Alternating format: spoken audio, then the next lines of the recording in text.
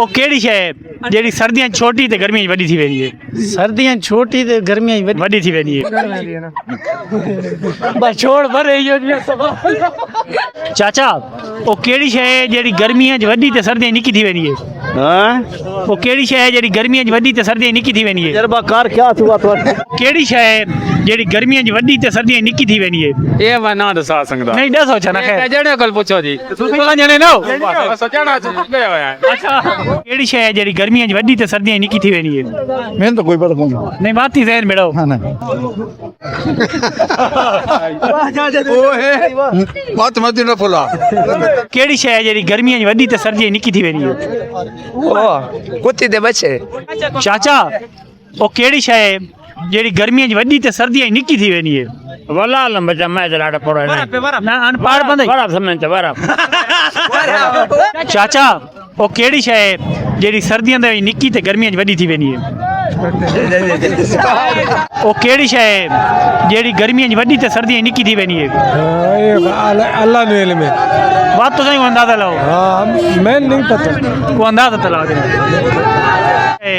JD सर्दियां निक्की ते गर्मियां वडी थी वेंदी है वो पता नहीं पता नहीं है मान इंटरव्यू दे चल सीधी गल है कोई पता नहीं बाबरे दा इंटरव्यू दे बाबरे अच्छा पढ़ने हो शादी થઈ होई है नहीं जी कोई नहीं कुआरे हो जी बात इनको ना बताओ सी वो बुढ़ड़े पहले पूछना जरा वो सवाल वो सवाल पूछा अच्छा तुम ये दसो वो केड़ी शय है जेडी गर्मियां च वडी ते सर्दियां च निक्की थी वेंदी है? वो जले बंदा बुढ़ड़ा होवे ना या जवान होवे सामान लंबा होंदा है ना जले बुढ़ड़ा थी वने तलुंडा थी वे नहीं ये तो गर्मियां सर्दी तुम ये दसो वो केड़ी शय है जेडी गर्मियां च वडी ते सर्दियां च निक्की थी वेंदी है?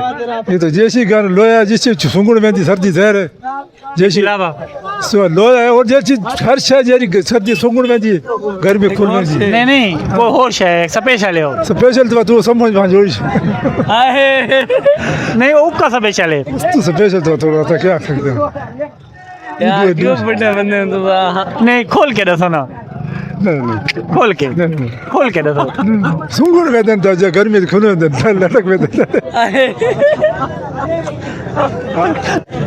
वो केड़ी शय है जेडी गर्मियां च वडी ते सर्दियां च निक्की थी वेंदी है? लाला सर्दियां दे विच दिहाड़ निक्की थी वेंदी है ते गर्मियां दे विच वड्डी थी वेंदी है। वो केड़ी शय है जेडी गर्मियां च वडी ते सर्दियां च निक्की थी वेंदी है?